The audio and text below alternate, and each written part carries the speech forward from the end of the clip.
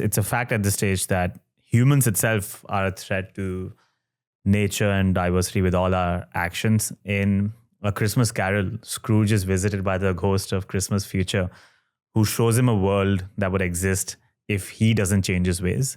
So I would love it if you can play the role of the ghost of the Christmas future today. Let's assume the year is 2050. What does Earth look like in 2050 if we don't change our ways today? Well, that's a very good question, and one that all of us should be asking ourselves now. Again, part of my perspective comes from studying this ancient mass extinction 252 million years ago. If you ask, why did all this volcanism cause all this biological havoc?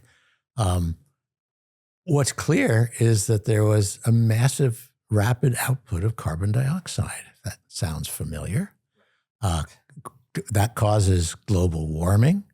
A lot of that CO2 goes into the ocean, and that decreases the pH of the ocean, something called ocean acidification.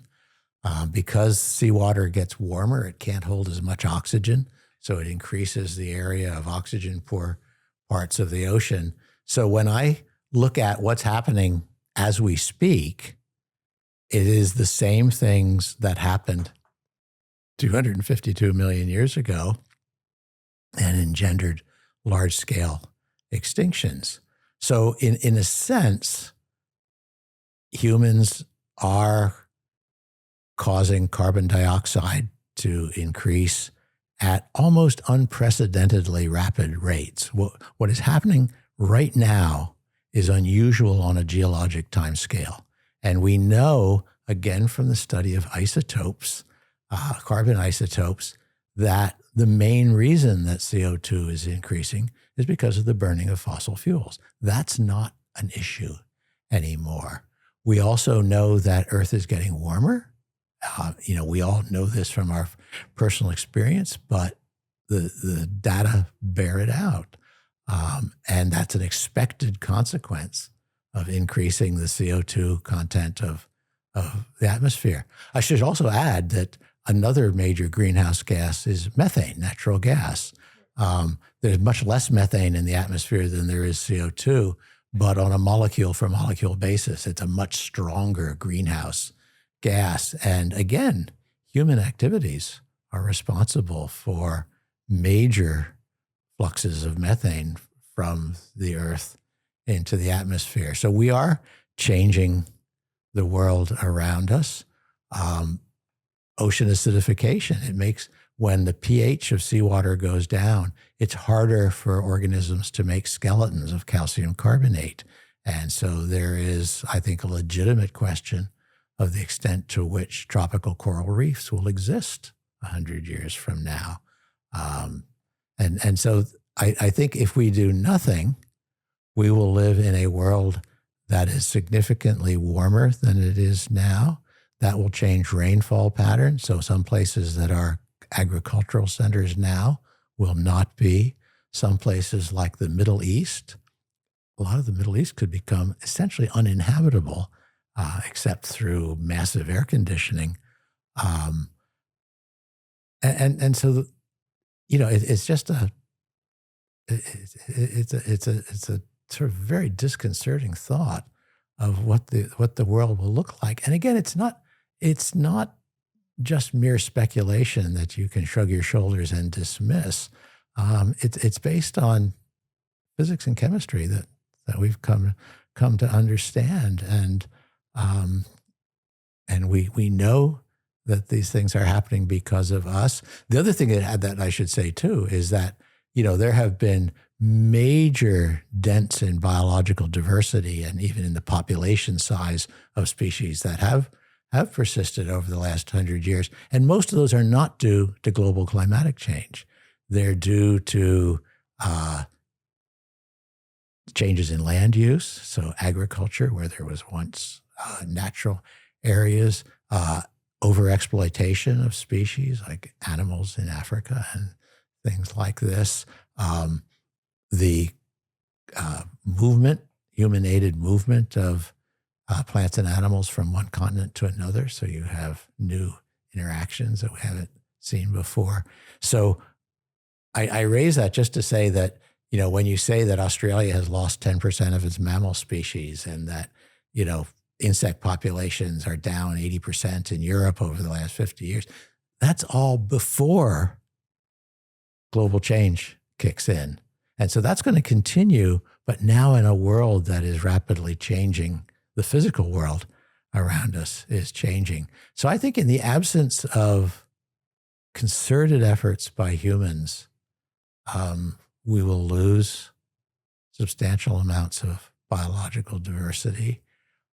All the infrastructure that has been built up to deal with agriculture and things like this would have to be moved at huge expense because the places where you can grow rice today are maybe not the same places you can grow it 100 years from now. The places where you can grow cattle today are not where you might be able to grow it 100 years from now. Sea level is going up. Again, that's measured. That's not something that we are just speculating about. And, if you live in Miami or Venice or Bangkok, that's something you should be very concerned about. And if you live in Florida and you're not concerned about it, you at least should be concerned by the fact that insurance companies are moving out of Florida. Half a dozen of them have, and more will. I just saw something the other day that suggested that, if you want to get home insurance in Florida by the end of the century, it might cost, an order of magnitude more than it does now. So basically every aspect of our lives will be impacted by this. But the good news is it doesn't have to be that way. I mean, that's what the ghost told Scrooge. And we do know that there are ways of removing CO2 from the atmosphere. There are new ways of making things like cement and building that actually use CO2 rather than generating it, which, conventional ways of making cement actually generate a fair amount of CO2.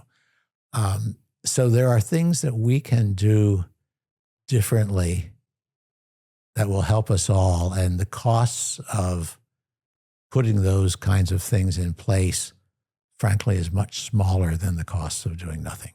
So I do think that we have the possibility of at least holding the line and possibly, improving the situation. I do actually have some faith in the ingenuity of humans. And so one can only hope that we will all have the personal and, for countries, political will to make it happen.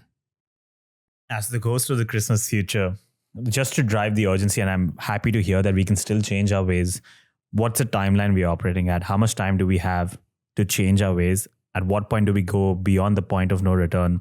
And then let's say by 2050, within the next 20 years itself, the earth is going to get uninhabitable if things continue the way it is? No, I wouldn't say that. Okay. It's more like you're going to grow your wine grapes in Sweden rather than in France and that. But things will change. And as I say, changes that in some places may actually be good. There was an economic analysis of Europe with modeled global change, and almost all parts of Europe became worse, but Scandinavia became better. The same thing is true in North America. Same thing is true in parts of Africa, where unfortunately places that are arid now will get worse and things like that. So I would say that if we do nothing or do too little, there will be all sorts of regions of discomfort. In many places, we will lose biological diversity. I don't see us being like the end of the Permian period 252 million years ago. And I think what I find interesting is that if you look at UN reports over the last 20 years, it always said, well, we need to keep global temperature rise to less than 1.5 degrees Celsius. Well, we passed that last year. Yeah. So whether it's going to be, well, okay, now we're going to keep it under 2, and now we're going to keep it under 2.5.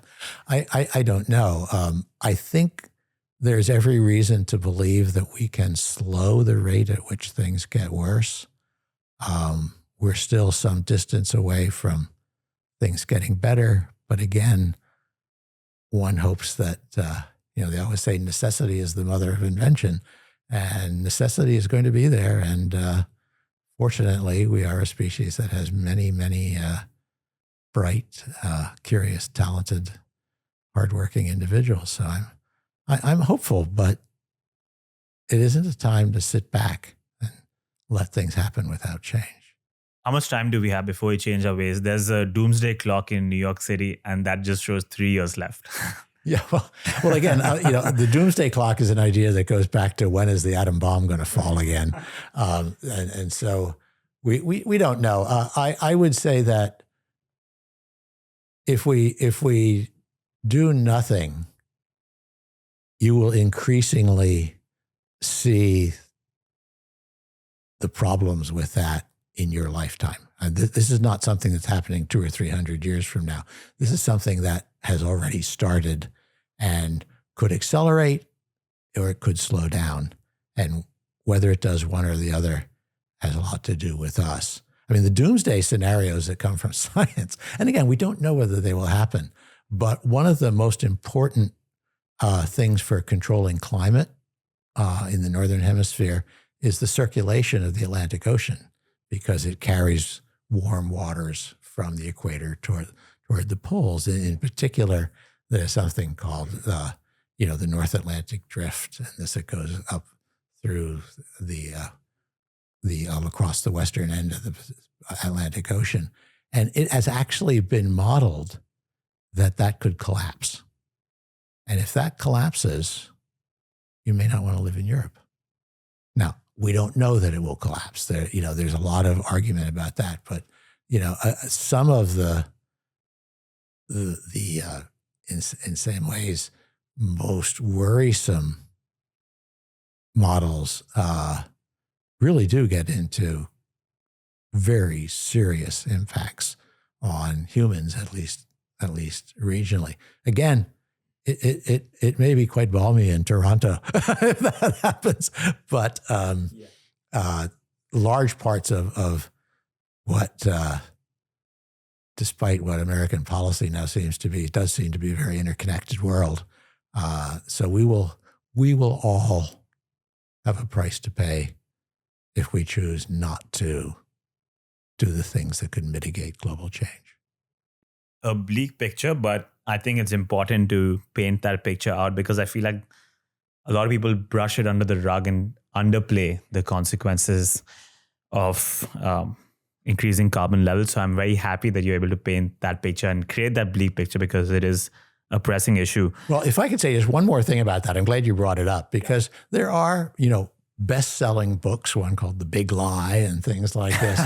And I was reading one piece of this kind of literature recently where someone pointed out correctly that there was some larger global changes, 15 million years ago than what we'll see, and that, sea level changed and, it wasn't a big deal. There were no big extinctions and that.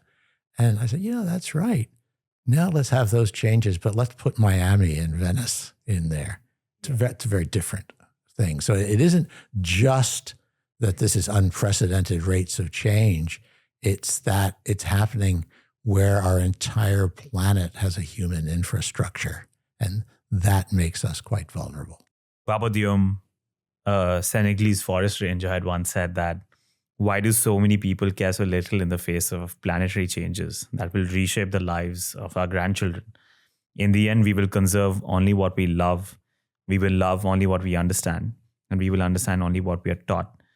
And I hope conversations like these and the message that you put across, it starts that process of teaching, then loving, then conserving, so that we can avoid this future that's in store for us in 2050.